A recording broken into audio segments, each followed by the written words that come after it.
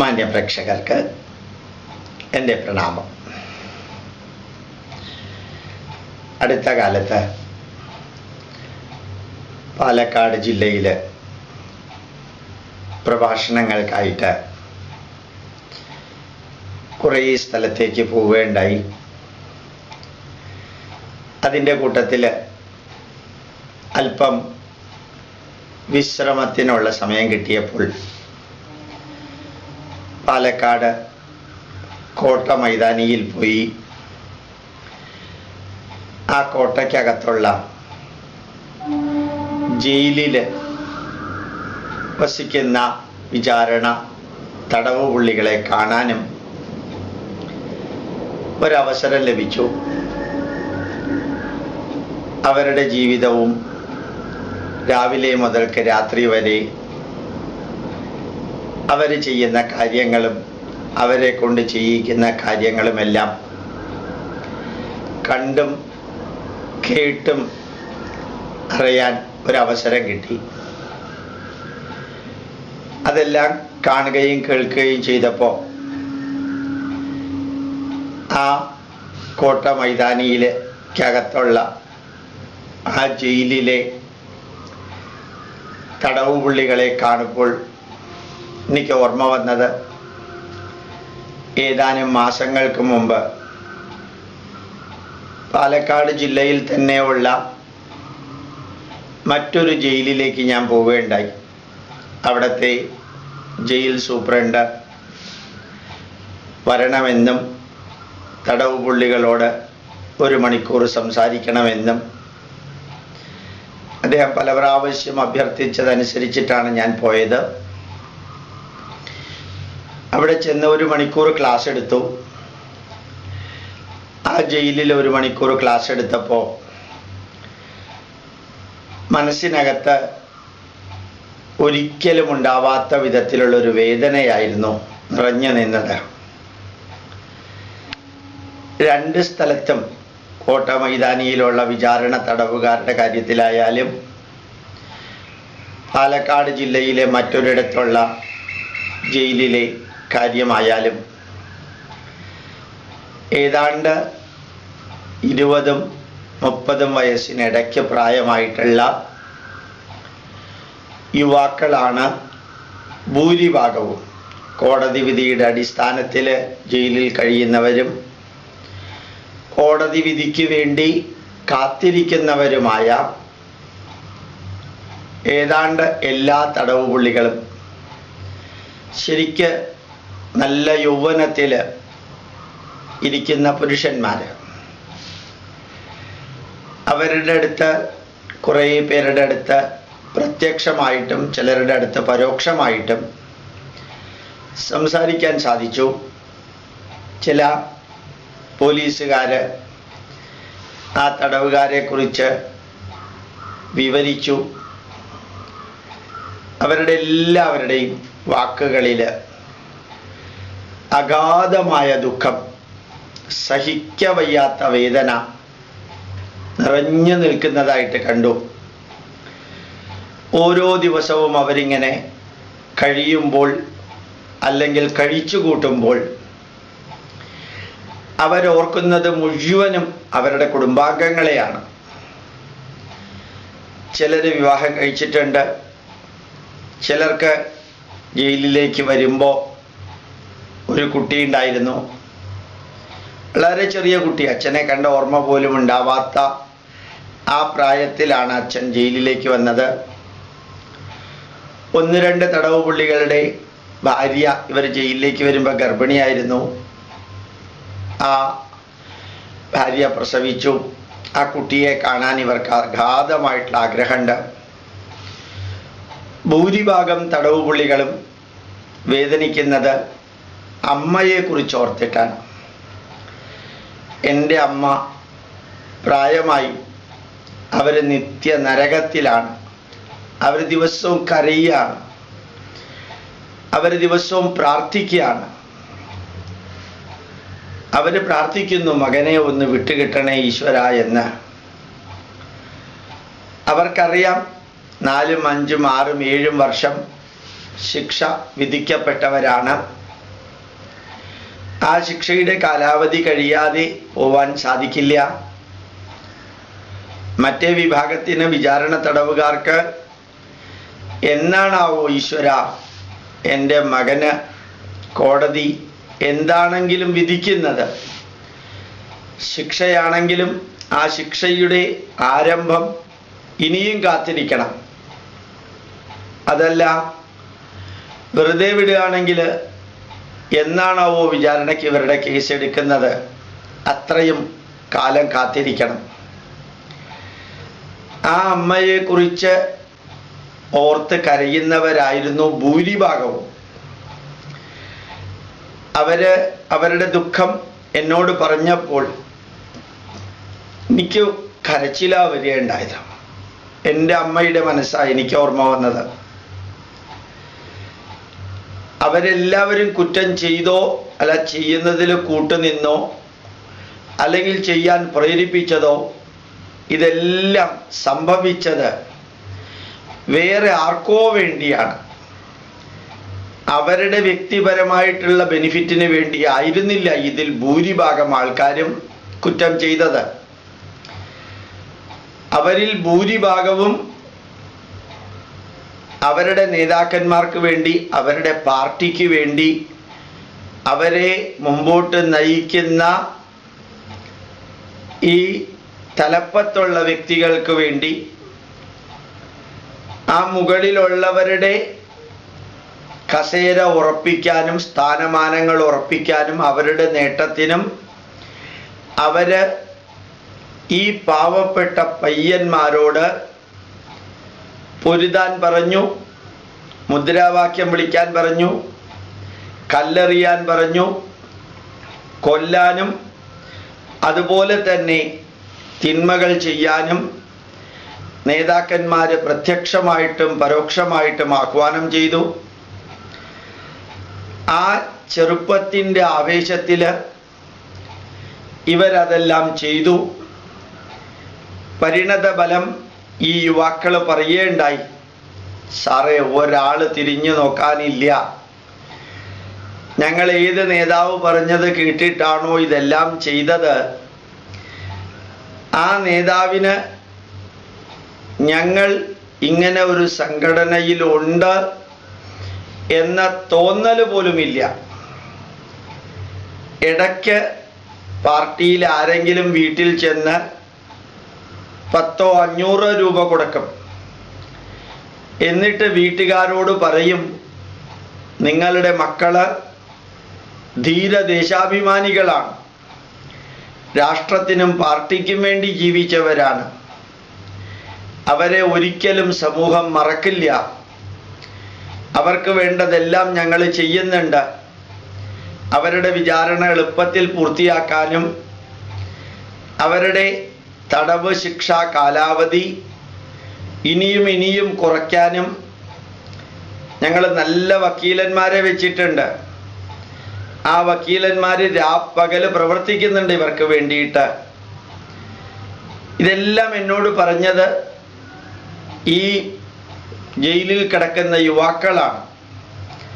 എന്നിട്ട് ആ യുവാക്കൾ തന്നെ പറയുന്നുണ്ടായിരുന്നു, സാറേ ഇതൊക്കെ പച്ച കള്ളമാണ്, ഒരൊറ്റ ആളിവിടെ വരികയോ ഞങ്ങൾക്ക് വാദിക്കാൻ വേണ്ടിയിട്ട് ഒരു അഡ്വക്കേറ്റിനെ വെക്കുകയോ ഞങ്ങൾ എന്ത് ദുരിതമാണ് ഇതിനകത്ത് അനുഭവിക്കുന്നത് എന്ന് അന്വേഷിക്കുകയോ ഒന്നും ചെയ്യാതെ ഞങ്ങളെ ഈ കാരാഗ്രഹത്തിലാക്കിയ നേതാക്കന്മാര് പുറത്ത് വിലസുകയാണ് സാറേ, ഞങ്ങൾ ഇതിനകത്തിരുന്നുകൊണ്ട് അവരെ ശപിക്കുകയാണ്. അതിൻ്റെ മറ്റൊരു വേർഷൻ തന്നെയായിരുന്നു പോലീസുകാരും പറഞ്ഞത്. ഭൂരിഭാഗം പോലീസുകാർക്കും അറിയാം ഈ തടവുപുള്ളികൾ ആരും സ്വന്തം മനസ്സാലെ കുറ്റം ചെയ്തവരല്ല, അവരെ കൊണ്ട് കുറ്റം ചെയ്യിച്ചതാണ്. അതിൽ പലരും ഈ കുറ്റം ചെയ്യുന്ന വേളയിൽ ആ പ്രദേശത്ത് പോലും ഇല്ലാത്തവരാണ്. പാർട്ടിക്ക് വേണ്ടി സ്വയം കുറ്റം ഏറ്റെടുത്ത് ജയിലിൽ വന്ന് താമസിക്കുന്നവരാണ്, അല്ലെങ്കിൽ ജയിൽവാസം അനുഭവിക്കേണ്ട ഗതികേടുണ്ടായവരാണ് എന്ന് പോലീസുകാർക്കറിയാം. അവർ നിരപരാധികളാണ്. അവർക്ക് നിയമം പാലിക്കല്ലാതെ വേറെ ഒന്നും ചെയ്യാൻ പോലീസുകാർക്ക് പറ്റില്ല. ഈ യുവാക്കൾക്കറിയാം നിത്യനരകത്തിൽ അവരെ തള്ളിയത് പ്രസ്ഥാനങ്ങളാണ് എന്ന്. അത് കഴിഞ്ഞിട്ട് ഞാൻ അവരോട് പറയുകയുണ്ടായി, നിങ്ങൾ ഒന്നുകൂടി ഓർക്കണം, ഏത് നേതാക്കന്മാർക്കും ഏത് പ്രസ്ഥാനത്തിനും വേണ്ടിയാണോ വിപ്ലവ വീര്യം മുഴക്കി മുദ്രാവാക്യം മുഴക്കി റോഡ് ഉപരോധിച്ച് വണ്ടിക്ക് കല്ലെറിഞ്ഞ് മുഖ്യമന്ത്രിക്ക് കല്ലെറിഞ്ഞ് നിങ്ങൾ നിങ്ങളുടെ പ്രതിഷേധം കാണിച്ചത്, നിങ്ങൾ ഏത് പാർട്ടിക്ക് വേണ്ടിയാണോ പ്രവർത്തിച്ചത് ആ പാർട്ടിയിൽ നിൽക്കുന്നവരെയൊക്കെ തടഞ്ഞുകൊണ്ടാണ് ഈ ഇലക്ഷനുകളിൽ സ്ഥാനമാനങ്ങൾക്ക് വേണ്ടി പുറമേ നിന്ന് മറ്റു പാർട്ടിയിൽ നിന്ന് വന്നവരെയും അല്ലെങ്കിൽ ഈ പാർട്ടിയുമായിട്ട് യാതൊരു ബന്ധവുമില്ലാത്തവരെ സ്വതന്ത്രന്മാരെന്ന പേരിൽ സ്ഥാനമാനങ്ങൾ നൽകി ആദരിക്കുകയും ചെയ്യുമ്പോൾ നിങ്ങളുടെ രക്തമാണ് വിയർപ്പാക്കിയിട്ട് പാർട്ടിയെ വളർത്തിയതെന്ന് ചിന്തിക്കാൻ നിങ്ങൾക്ക് എന്നെങ്കിലും സാധിക്കട്ടെ.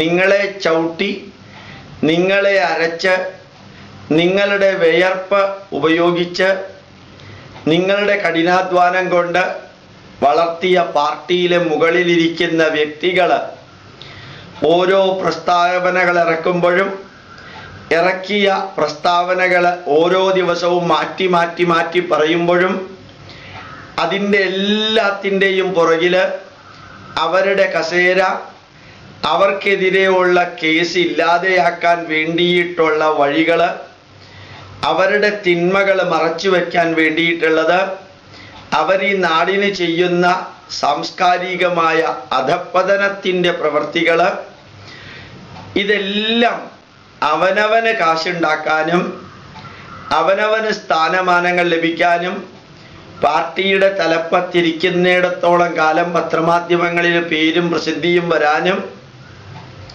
ലഭ്യമാകുന്ന എല്ലാ അവസരങ്ങളും അവനവൻ്റെ മക്കൾക്ക് MLAയും MP യും സ്ഥാനം നൽകാനും അവനവൻ്റെ കുടുംബത്തെ പരമാവധി ഉയർത്താനും വേണ്ടി ചെയ്യുന്ന കാഴ്ച നിങ്ങൾക്ക് കാണാം. മറ്റു പാർട്ടിയിൽ ഇന്നലെ വരെ ഇരുന്നവൻ ഒരു സുപ്രഭാതത്തിൽ ഈ പാർട്ടിയിലേക്ക് വരുമ്പോൾ ഒരു ചളിപ്പുമില്ലാതെ അവൻ MP സ്ഥാനവും MLA സ്ഥാനവും കൊടുക്കാം. ഈ പാർട്ടിയിൽ 80, 85, 90 വയസ്സായിട്ട് പിന്നെയും ചടഞ്ഞുകൂടിയിരിക്കുന്നവർക്ക് MP സ്ഥാനവും MLA സ്ഥാനവും കിട്ടാതെ വരുമ്പോൾ ശരിക്ക് കുഴിയിലേക്ക് കാല് നീട്ടിയിരിക്കുന്ന ഈ വയോവൃദ്ധന്മാർ വീണ്ടും MP സ്ഥാനവും MLA സ്ഥാനവും ലക്ഷക്കണക്കിന് രൂപയുടെ ശമ്പളവും TA-യും DA-യും ലക്ഷക്കണക്കിന് രൂപയുടെ പെൻഷനുമെല്ലാം തുടർച്ചയായിട്ട് കിട്ടാൻ വേണ്ടി ഈ പാർട്ടിയിൽ നിന്ന് രാജിവെച്ച് മറ്റേ പാർട്ടിയിലേക്ക് പോവുകയും എല്ലാം ചെയ്യുമ്പോൾ എൻ്റെ പ്രിയപ്പെട്ട യുവാക്കളെ, നിങ്ങളുടെ യുവത്വം എന്ന ജന്മസാഫല്യത്തെ മായം കലർത്തി വെള്ളം ചേർത്ത് നിങ്ങളെ കൊന്നു കുഴിച്ചു മൂടിയിട്ടാണ് ഈ പരമദരിദ്രവാസികൾ നിങ്ങളെ പറ്റിക്കുന്നത്. നിങ്ങൾ ആർക്കു വേണ്ടിയാണോ മുഷ്ടി ചുരുട്ടിയിട്ട് മുദ്രാവാക്യം വിളിച്ചത് അവരാണ് ഇംഗ്ലീഷുകാരെക്കാൾ ക്രൂരന്മാരായിട്ട് നിങ്ങളുടെ രക്തത്തിൻ്റെ വിയർപ്പെടുക്കുന്നതെന്ന് നിങ്ങൾക്ക് എന്നെങ്കിലും മനസ്സിലാക്കാൻ സാധിക്കട്ടെ എന്ന് ഞാൻ ആഗ്രഹിക്കുകയാണ്. ഇംഗ്ലീഷുകാർക്ക് ഭാരതത്തെ ചൂഷണം ചെയ്ത് ഇംഗ്ലണ്ടിനെ വളർത്തലും ഭാരതത്തിൻ്റെ പ്രകൃതി വിഭവങ്ങളും ഭാരതത്തിൻ്റെ കൽക്കരിയും ഭാരതത്തിലുള്ള സർവ്വതും ഇംഗ്ലണ്ടിലേക്ക് കൊണ്ടുപോയിട്ട് സുഖമായിട്ട് അവർക്കും അവരുടെ ആൾക്കാർക്കും ജീവിക്കാൻ വേണ്ടി അവസരമുണ്ടാക്കാൻ അവർ ഇന്ത്യ ഭരിച്ചു. അതുപോലെ മുസ്ലിങ്ങളും ഭരിച്ചു. പക്ഷേ ഇപ്പം നിങ്ങളെ പറ്റിക്കുന്നത് വിദേശികളല്ല, അവരെക്കാൾ ക്രൂരമായ മനസ്സുള്ള സ്വദേശികളാണ് എന്ന് നിങ്ങൾ എന്നെങ്കിലും തിരിച്ചറിയണം. ഈ രാഷ്ട്രത്തെ മുമ്പിൽ നിർത്തിയിട്ട് ദേശാഭിമാനം എന്ന പേര് പറഞ്ഞ് അതുപോലെ ധർമ്മത്തിന് വേണ്ടി നിലകൊള്ളുന്നു എന്ന് തെറ്റായിട്ട് പച്ചയ്ക്ക് പ്രഖ്യാപിച്ച് അവനവൻ്റെയും അവനവൻ്റെ മക്കളുടെയും അവനവൻ്റെ ബന്ധുക്കളുടെയും സ്ഥാനമാനങ്ങൾക്ക് വേണ്ടി, സമ്പത്തിന് വേണ്ടി, പലരുടെയും പേരിൽ റിയൽ എസ്റ്റേറ്റുകൾ വാങ്ങിക്കാൻ വേണ്ടി, കമ്മീഷൻ കിട്ടാൻ വേണ്ടി, പേരിനും പ്രസിദ്ധിക്കും വേണ്ടി അടിമകളെക്കാൾ നീചമായിട്ട് നിങ്ങളോട് പെരുമാറി നിങ്ങൾ ഇന്ന് ജയിലിലും വിചാരണ തടവുകാരുമായിട്ട് ഓരോ സ്ഥലത്ത് കഴിയുമ്പോൾ നിങ്ങളെ ആശ്വസിപ്പിക്കുന്നത് നിങ്ങൾ ധീരദേശാഭിമാനികളാണെന്ന് പറഞ്ഞിട്ടാണ്. ഈ കള്ളന്മാർക്ക് വേണ്ടിയിട്ട് കഞ്ഞി വെച്ച നിങ്ങളുടെ രാപ്പകലുകൾ വേദനയോടുകൂടി നിങ്ങൾ അനുഭവിച്ച്, എന്നിട്ട് നിങ്ങളെ സമാധാനിപ്പിക്കാൻ ജയിലിൻ്റെ വാതിൽക്കൽ ബന്ധുക്കളോട് വന്ന് നിൽക്കാൻ പറയുക, സുഹൃത്തുക്കളോട് വന്ന് നിൽക്കാൻ പറയുക, മറ്റ് പാർട്ടി പ്രവർത്തകരോട് വന്ന് നിൽക്കാൻ പറയുക, ഓരോ ദിവസവും നിങ്ങളെ ആശ്വസിപ്പിക്കുക. എന്തിനു വേണ്ടിയാ നിങ്ങളെ ആശ്വസിപ്പിക്കുന്നത് എന്ന് നിങ്ങൾ ഒരിക്കലെങ്കിലും ഒന്ന് ചിന്തിക്കണം. നിങ്ങൾക്ക് വേണ്ടിയല്ല നിങ്ങൾ കൊലപാതകം നടത്തിയത്, നിങ്ങൾക്ക് വേണ്ടിയല്ല നിങ്ങൾ കല്ലെറിയാൻ പോയത്, നിങ്ങൾക്ക് വേണ്ടിയല്ല നിങ്ങൾ രാപ്പകൽ ഭക്ഷണം കഴിക്കാതെ വെള്ളം കുടിക്കാതെ മുദ്രാവാക്യം വിളിച്ചത്. ഈ നാടിനും വേണ്ടിയല്ല, ഇവിടുത്തെ സമൂഹത്തിനും വേണ്ടിയല്ല, ഭാരതീയർക്കും വേണ്ടിയല്ല, പരമപവിത്രമായ ഭാരതത്തിനും വേണ്ടിയല്ല. ഈ നേതാക്കന്മാർക്ക് അടുത്ത ഇലക്ഷന് പഞ്ചായത്തിലായാലും മുനിസിപ്പാലിറ്റിയിലായാലും കോർപ്പറേഷനിലായാലും നിയമസഭയിലായാലും ലോകസഭയിലായാലും അവർക്ക് ഇഷ്ടമുള്ളവരെ നിർത്തി അവരെ ജയിപ്പിച്ച് അവർക്ക് സ്വർഗത്തിലേക്കും നിങ്ങൾക്ക് നരകത്തിലേക്കും പോകാനുള്ള ചവിട്ടുപടിയാക്കി നിങ്ങൾ മാറണോ വേണ്ടയോ എന്ന് ചിന്തിക്കുക. നിങ്ങൾ ചിന്തിക്കണം. ഞാൻ ആ പാലക്കാട് കോട്ട മൈതാനിയിലെ ആ വിചാരണ തടവുകാരുടെ നിൽപ്പും അവരടുക്കളയിൽ പണിയെടുക്കുന്നതും അവിടുത്തെ വൃത്തികെട്ട അന്തരീക്ഷവും അതുപോലെ തന്നെ അവർ രാപ്പകൽ വർക്ക് ചെയ്യുന്നതും അതിൻ്റെ ഇടയിൽ കൂടെ പോലീസുകാർ അവരെ ശ്രദ്ധിക്കുന്നതും എല്ലാം കണ്ടപ്പോൾ ഞാൻ ആലോചിക്കുകയുണ്ടായിരുന്നു, ഒരു ദിവസം നമുക്ക് പ്രത്യേകിച്ച് ജോലിയൊന്നുമില്ലാതെ ഒരു ദിവസം ഇരിക്കേണ്ടി വന്നാൽ അതൊരു നരകതുല്യമായ ജീവിതമാണ്. ശരിക്ക് ഒന്നും ചെയ്യാനില്ലാതെ ഇങ്ങനെ ഇരിക്കേണ്ടി വരിക രാവിലെ മുതൽക്ക് രാത്രി വരെ. അത് ഒരു ദിവസമാണെങ്കിൽ പോലും ദുഃഖം തോന്നുന്നു. ഈ രണ്ട് വിഭാഗത്തിൽപ്പെട്ട ജനതയ്ക്കും, ജയിലിൽ കഴിയുന്നവരും വിചാരണ തടവുകാരായി വിചാരണ കഴിഞ്ഞ് ജയിലിലേക്ക് പോകാൻ കാത്തിരിക്കുന്നവരുമായ വ്യക്തികൾ എത്ര കാലമാണ് സ്വന്തം കുഞ്ഞിനെ കാണാൻ പറ്റാതെ, സ്വന്തം ഭാര്യയെ കാണാൻ പറ്റാതെ, സ്വന്തം അമ്മയെയും അച്ഛനെയും കാണാൻ പറ്റാതെ, അവരുടെ കണ്ണീരിനെ കുറിച്ച് ആലോചിച്ചുകൊണ്ട് ആ കുട്ടി സ്കൂളിൽ പോകുമ്പോൾ അച്ഛൻ എവിടെയാണെന്ന് ചോദിക്കുമ്പോൾ അച്ഛൻ ജയിലിലാണെന്ന് പറയേണ്ടി വരുന്ന ആ കുട്ടിയുടെ അവസ്ഥ, ഭർത്താവ് എവിടെയാണെന്ന് ചോദിക്കുമ്പോൾ ഭർത്താവ് ജയിലിലാണെന്ന് പറയേണ്ടി വരുന്ന ഭാര്യയുടെ അവസ്ഥ, മകൻ എവിടെയാണെന്ന് അച്ഛനോടും അമ്മയോടും ചോദിക്കുമ്പോൾ മകൻ ജയിലിലാണെന്ന് പറയേണ്ടി വരുന്ന അവസ്ഥ.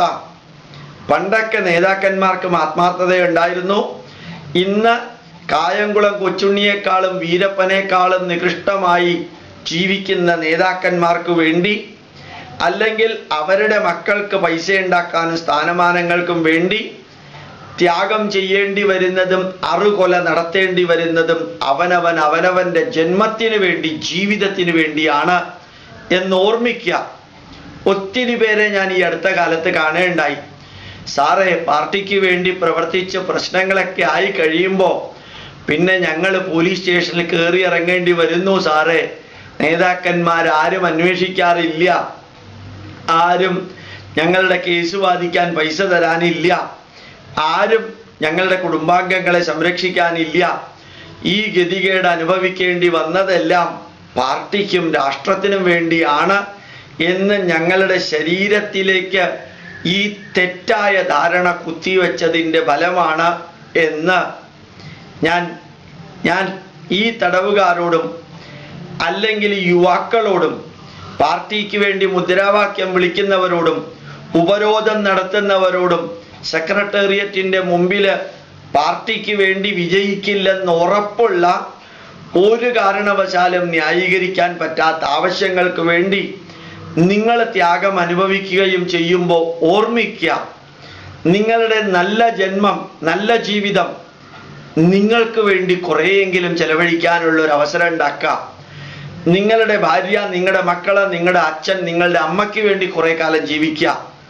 നിങ്ങളുടെ ധർമ്മം, പരമപവിത്രമായ ഭാരതം, ആ ഭാരതത്തിലെ സനാതന ധർമ്മം, ലോകത്തിന് വേണ്ടി നിലകൊണ്ട ഒരു ധർമ്മം. സർവേ ഭവന്തു സുഖിനഃ സർവേ സന്തു നിരാമയ.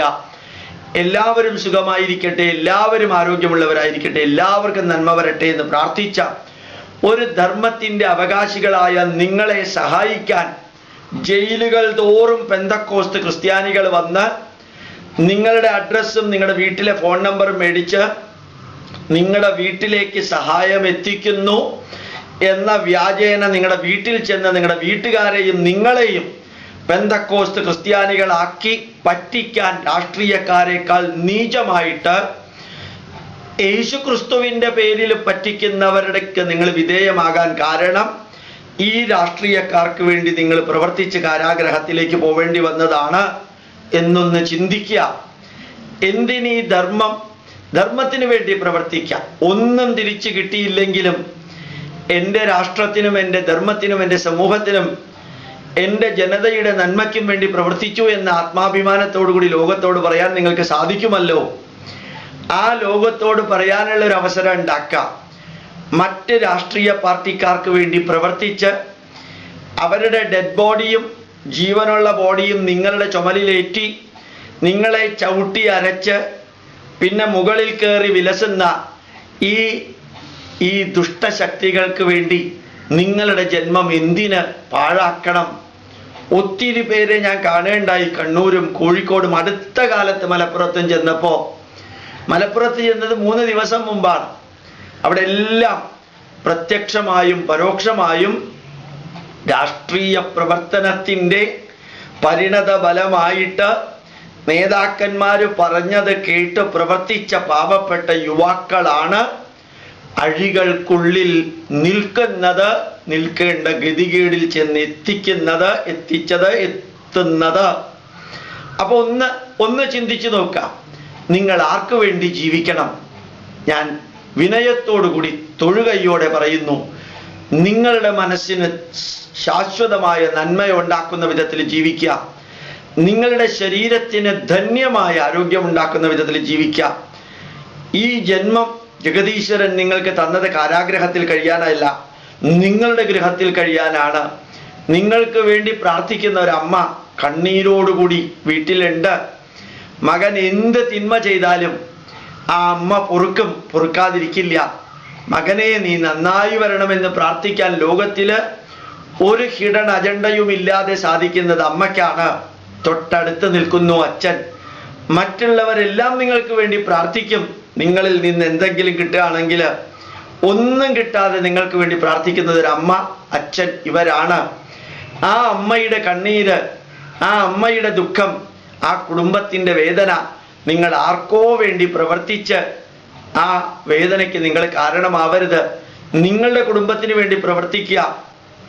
ഓരോ രാഷ്ട്രീയ നേതാവിനെ കാണുമ്പോഴും അത് ഏത് പാർട്ടിയിലുള്ളവനാണെങ്കിലും ഏത് തരത്തിലുള്ളവനാണെങ്കിലും ഓർമ്മിച്ചു നോക്കാൻ. ന്യൂമാൻ കോളേജിലെ പ്രൊഫസർ ജോസഫിന് ഭാര്യ തൂങ്ങി മരിച്ചപ്പോഴാ അതിരൂപതയിലെ അച്ഛന്മാര് ജോലിയിൽ പ്രവേശിച്ചോളാനായിട്ട് ഓർഡർ കൊടുത്തത്. എന്നിട്ട് ക്രിസ്ത്യൻ ബിഷപ്പുമാര് ചേർന്ന് മന്ത്രിമാരോട് പറഞ്ഞിരിക്കുന്നു 10 കോടി കോമ്പൻസേഷൻ കൊടുക്കണമെന്ന്. ഇതേ കള്ളന്മാരായ അച്ഛന്മാരാണ് ആ ജോസഫിനെ കോളേജിൽ നിന്ന് പറഞ്ഞു വിട്ടത്. അപ്പൊ ഈ അച്ഛന്മാരും നല്ലവരൊന്നുമല്ല, എന്നിട്ട് ഗവൺമെന്റ് പൈസ കൊടുക്കണം എന്ന് അവരഭ്യർത്ഥിക്കുകയാണ്. എന്തിന് ഇയാളെ പറഞ്ഞയച്ചു? റിട്ടയർ ചെയ്യാൻ 4 ദിവസം ഉള്ളപ്പോൾ ചേർന്നോളാൻ പറഞ്ഞു. യൂണിവേഴ്സിറ്റി അനുവദിക്കുകയാണെങ്കിൽ. അച്ഛന്മാരുടെ രാഷ്ട്രീയ കളിയിലും ഓർമ്മിക്കുക, ഈ മതത്തെ കോർപ്പറേറ്റ് രീതിയിൽ ബിസിനസ് നടത്തി അവരും രാഷ്ട്രീയക്കാരുടെ ഒരു പുനരവതാരമായി പ്രവർത്തിക്കുന്നു, നിങ്ങളെ മതം മാറ്റിയിട്ട്. അപ്പൊ നിങ്ങളുടെ കുടുംബത്തിന്റെ നന്മയ്ക്ക് വേണ്ടി പ്രവർത്തിക്കുക, നിങ്ങളുടെ ധർമ്മത്തിന്റെ നന്മയ്ക്ക് വേണ്ടി പ്രവർത്തിക്കുക. ഭൂരിഭാഗം തടവുകാരും ഹിന്ദുക്കളാണെന്നുള്ളതും ഓർമ്മിക്കുക. കള്ളക്കടത്ത്, കള്ളത്തരം, സ്മഗ്ലിങ്, അതുപോലെ തന്നെ തീവ്രവാദത്തിൽ കിടക്കുന്നതിൽ 82% മുസ്ലിങ്ങളാണെന്ന് മുസ്ലിം നേതാക്കന്മാർ തന്നെ പറഞ്ഞു. രാഷ്ട്രീയത്തിന്റെ പേരിൽ കിടക്കുന്നത് ഭൂരിഭാഗവും ഹിന്ദുക്കളാണ് എന്നും ചിന്തിക്കുക. ഈ ധർമ്മത്തിന് വേണ്ടി പ്രവർത്തിക്കുക, ഈ രാഷ്ട്രത്തിന് വേണ്ടി പ്രവർത്തിക്കുക. പരമപവിത്രമായ ഭാരതത്തിന്റെ മകനായി മകളായി ജനിച്ച നിങ്ങൾക്ക് ഈ ജന്മം കാരാഗ്രഹത്തിൽ കിടന്ന അമ്മയുടെ കണ്ണുനീര് കാണാനും ആ അമ്മയുടെ കണ്ണുനീരിനെ കുറിച്ച് ഓർക്കാനുമുള്ള ആ ഗതികേട് ഉണ്ടാകാത്ത വിധത്തിൽ ധന്യമായൊരു ജീവിതം നയിക്കാൻ ജഗദീശ്വരൻ നിങ്ങളെ അനുഗ്രഹിക്കട്ടെ. ഇനിയെങ്കിലും ഏത് പാർട്ടിക്ക് വേണ്ടിയിട്ടാണോ വിപ്ലവത്തിന് വേണ്ടിയിട്ടാണോ മുദ്രാവാക്യം വിളിച്ചത് അവരെല്ലാം അവസരം കിട്ടുമ്പോൾ കാലുമാറുമെന്ന് TV-യിലൂടെ നോക്കിയാൽ നിങ്ങൾക്ക് കാണാൻ സാധിക്കും, പത്രമാധ്യമങ്ങളിലൂടെ കാണാൻ സാധിക്കും. നിങ്ങളെ ബലി കൊടുത്തിട്ടാണ് അവരുടെ കാര്യം നേടുന്നത് എന്ന് മറക്കാതിരിക്കുക. പ്രണാമം, നമസ്കാരം.